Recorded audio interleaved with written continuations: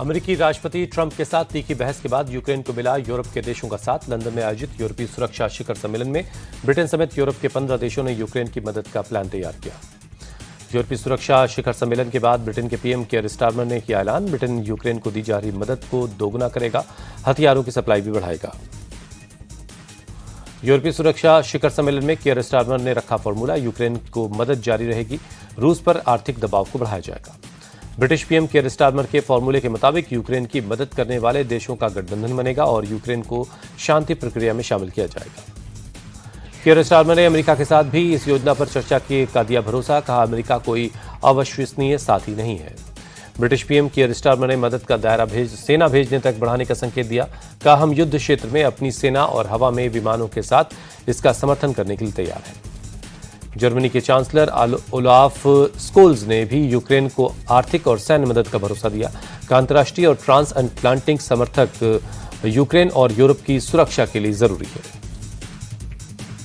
यूरोपीय सुरक्षा शिखर सम्मेलन से पहले इटली की पीएम जॉर्जिया मेलोनी ने की राष्ट्रपति जेलेंस्की से मुलाकात, आपसी सहयोग के अहम मुद्दों पर बातचीत हुई। ब्रिटेन के किंग चार्ल्स III ने की यूक्रेन के राष्ट्रपति जेलेंस्की से मुलाकात। सैंड्रिंघम हाउस में किंग चार्ल्स III से मिलने पहुंचे जेलेंस्की ने लंदन पहुंचने के बाद किंग चार्ल्स III से मुलाकात के लिए बात कही थी। किंग चार्ल्स III ने उत्तरी समंदर के तट पर अपने स्टेट में उनका स्वागत किया। दिल्ली के सीएम रेखा गुप्ता आज बता सकती हैं सरकार के अगले 100 दिनों की रूपरेखा। सुबह 10 बजे मंत्रियों के साथ करेंगी प्रेस कॉन्फ्रेंस। दिल्ली विधानसभा में आज विधायकों के निलंबन पर हो सकता है हंगामा। विधानसभा स्पीकर विजेंद्र गुप्ता ने विपक्ष से चर्चा में शामिल होने की अपील की है। दिल्ली विधानसभा में आज कैग की रिपोर्ट पर होगी चर्चा। मंत्री कपिल मिश्रा ने बताया महिलाओं को 2500 रुपए का वादा भी होगा पूरा। आप विधायक कुलदीप कुमार बोले दिल्ली की महिलाओं से बीजेपी ने 8 मार्च से हर महीने 2500 रुपए देने का वादा किया है, लेकिन अभी तक कोई कदम नहीं उठाया गया। महिला समृद्धि योजना के लिए दिल्ली में 8 मार्च से शुरू होगा रजिस्ट्रेशन, 1 महीने में पूरी होगी प्रक्रिया। बीजेपी सांसद मनोज तिवारी ने जानकारी दी। विधानसभा सत्र को लेकर मनोज तिवारी का आम आदमी पार्टी पर अटैक, कहा आपके विधायक कभी नहीं चाहेंगे कि सत्र चले, उन्हें दिल्ली के काम से कोई मतलब नहीं।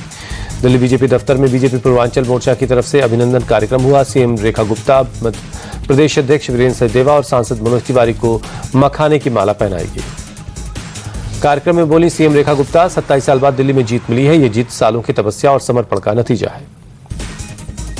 दिल्ली बीजेपी चीफ वीरेंद्र सचदेवा बोले आपने अपनी चोरी छिपाने के लिए कैग रिपोर्ट पेश नहीं की थी। वीरेंद्र सचदेवा बोले 3 साल का टारगेट है, लेकिन उससे पहले ही यमुना नदी को साफ कर देंगे, यमुना रिवर फ्रंट बनेगा। दिल्ली सरकार में मंत्री कपिल मिश्रा बीती रात पहुंचे खजूरी चौक, सड़कों के हालात सुधारने के लिए चल रहे काम का जायजा लिया। कपिल मिश्रा ने कहा हम सभी दिल्ली की सड़कों की हालत सुधारने के लिए काम कर रहे हैं, बोले दिल्ली में के विकास पर हमारा ध्यान है। कपिल मिश्रा का बयान, बोले मुख्यमंत्री ने आदेश दिया था कि खजूरी चौक पर यातायात की वजह से जनता को कोई असुविधा नहीं होनी चाहिए। बिहार विधानसभा में आज वित्त मंत्री सम्राट चौधरी पेश करेंगे 2025-26 का बजट। बिहार विधानसभा चुनाव को देखते हुए बजट के लोक लुभावन होने की उम्मीद। बजट पेश करने से पहले वित्त मंत्री सम्राट चौधरी ने कहा बिहार के विकास के लिए सीएम नीतीश कुमार के सपनों के मुताबिक होगा बजट। बिहार के बजट को लेकर बोले तेजस्वी यादव, सामाजिक सुरक्षा पेंशन की राशि को बिहार में सबसे कम है, सरकार को 400 रुपए से बढ़ाकर इसे 1500 रुपए करना चाहिए। बिहार के मंत्री नवीन ने तेजस्वी यादव पर साधा निशाना, कहा आपके पिता ने बिहार को विनाश दिया, पीएम मोदी और नीतीश कुमार ने इसको विकास दिया।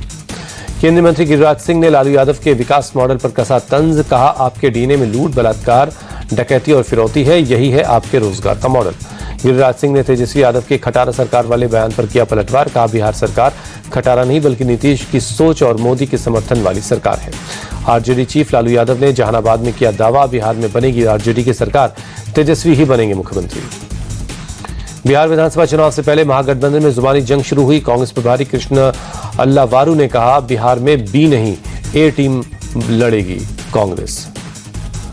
कृष्णा अल्लावारू ने पार्टी के नेताओं को भी संदेश दिया, सदाकत आश्रम की परिक्रमा करने वाले नेताओं को नहीं बल्कि जनता की परिक्रमा करने वाले नेताओं को कांग्रेस टिकट देगी।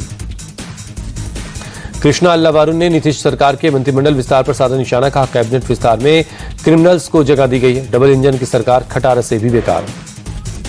आरजेडी के भाई वीरेंद्र ने कृष्णा अल्लावारू पर बिना नाम लिए पलटवार किया, कहा आरजेडी बड़ी पार्टी है, सरकार कैसे बनेगी ये आरजेडी तय करेगी, कोई क्या बोलता है उससे मतलब नहीं है। शाहनवाज हुसैन का बयान, बोले एनडीए के चेहरे को लेकर बिहार में कोई विवाद नहीं है, इस बार 200 से ज्यादा सीटें जीतेंगे। शाहनवाज हुसैन ने कहा, बिहार में विकास की धारा तेज बह रही है। बोले, आने वाले बजट बिहार की तकदीर और तस्वीर बदल देगा। यूपी विधानसभा में आज 11 बजे सीएम योगी बजट पर देंगे जवाब। सदन में पारित किया जाएगा 2025-26 का बजट। यूपी विधानसभा में आज हंगामे के आसार हैं। विपक्ष उठा सकता है गोरखपुर की मस्जिद और महाकुंभ समेत कई और मुद्दे। महाराष्ट्र विधानसभा का बजट सत्र आज से शुरू होगा। 10 मार्च को पेश होगा बजट सत्र से पहले महाराष्ट्र सरकार ने टी पार्टी आयोजित की। विपक्ष ने टी पार्टी का बहिष्कार किया।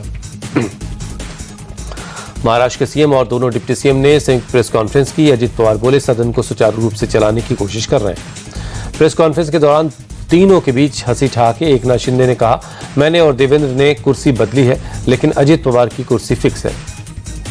जवाब में अजित पवार ने एकनाथ शिंदे से कहा, आप अपनी कुर्सी फिक्स नहीं रख पाए। फिर शिंदे ने कहा, हमने सहमति से कुर्सी बदली है। डिप्टी सीएम एकनाथ शिंदे बोले, मेरे और सीएम फडणवीस के बीच कोई कोल्ड वॉर नहीं। इतनी गर्मी में भी सब कुछ कूल है। एकनाथ शिंदे ने संजय राउत पर साधा निशाना। कहा, एक संजय और धृतराष्ट्र ने कौरवों को डुबोया। अब ये संजय किसे डुबो रहे हैं, सबको मालूम है। सीएम फडणवीस बोले, विपक्ष की स्थिति हम आपके हैं कौन जैसी है। उनके बीच मनमुटाव है। शिवसेना यूबीटी सांसद संजय राउत बोले, बीजेपी पहले डिप्टी सीएम एकनाथ शिंदे को सवाल पूछना सिखाए। उनके सवाल से एनडीए के नेता एक्सपोज हो रहे हैं। संजय राउत ने एकनाथ शिंदे से पूछा सवाल, मोहन भागवत, सीएम फडणवीस या महाराष्ट्र के कितने मंत्री महाकुंभ में शामिल हुए। शिंदे ने उद्धव ठाकरे के शामिल नहीं होने पर उठाया सवाल।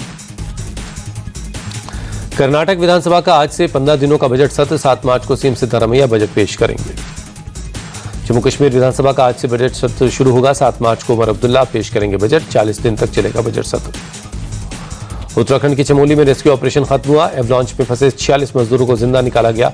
8 मजदूरों की मौत। चमोली में आईटीबीपी, आर्मी, एनडीआरएफ, एसडीआरएफ ने ऑपरेशन चलाया। 3 दिनों तक ऑपरेशन चला। ऑपरेशन में थर्मल इमेज कैमरों की मदद भी ली गई।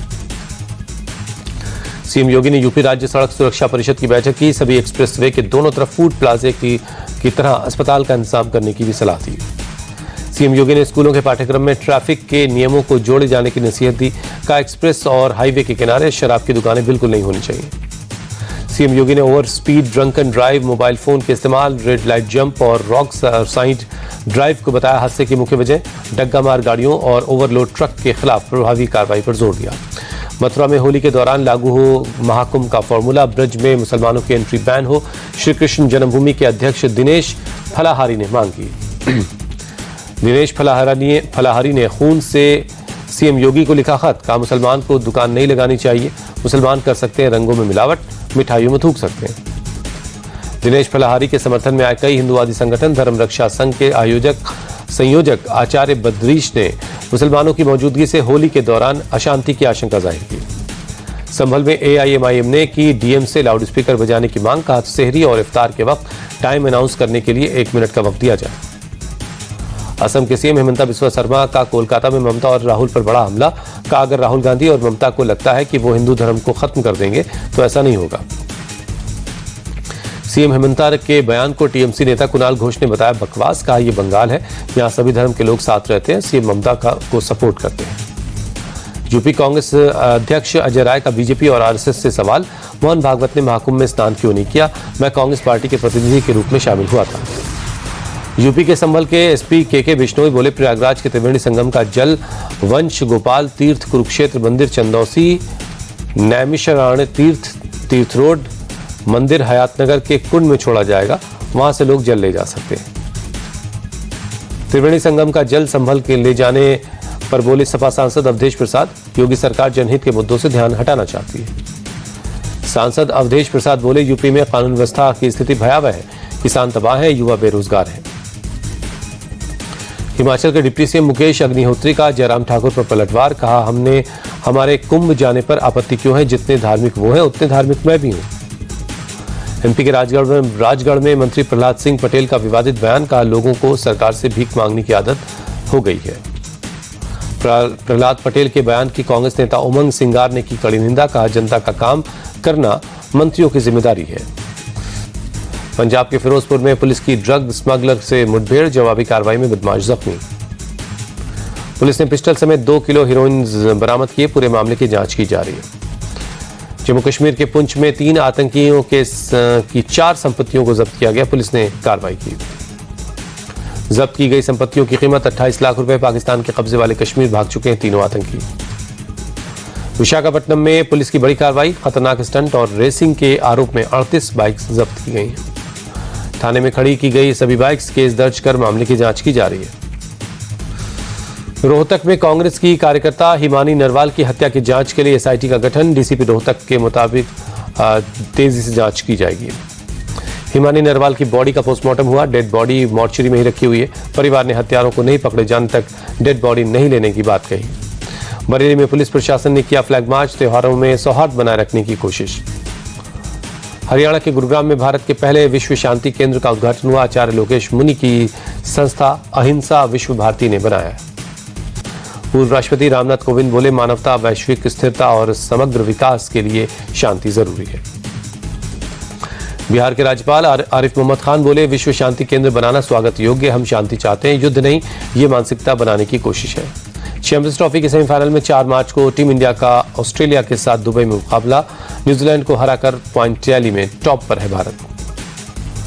न्यूजीलैंड और साउथ अफ्रीका के बीच खेला जाएगा दूसरा सेमीफाइनल। 5 मार्च को लाहौर में दोनों टीमों की टक्कर। भारत ने टूर्नामेंट में लगातार तीसरी जीत हासिल की। आखिरी लीग मैच में न्यूजीलैंड को 44 रनों से हराया। 46वें ओवर तक न्यूजीलैंड की पूरी टीम ऑल आउट हो गई। वरुण चक्रवर्ती को शानदार गेंदबाजी के लिए मिला प्लेयर ऑफ द मैच का खिताब। वरुण ने 10 ओवर में 42 रन देकर 5 खिलाड़ियों को पवेलियन भेजा। न्यूजीलैंड के खिलाफ मैदान पर उतरते ही विराट कोहली के नाम एक और रिकॉर्ड दर्ज हो गया। भारत के लिए 300 वनडे मैच खेलने वाले 7वें खिलाड़ी बने। रोहित शर्मा ने आईसीसी की वनडे टूर्नामेंट में सबसे ज्यादा छक्के लगाने का क्रिस गेल के रिकॉर्ड की बराबरी की। दोनों के नाम सबसे ज्यादा 64 छक्के लगाने का रिकॉर्ड है।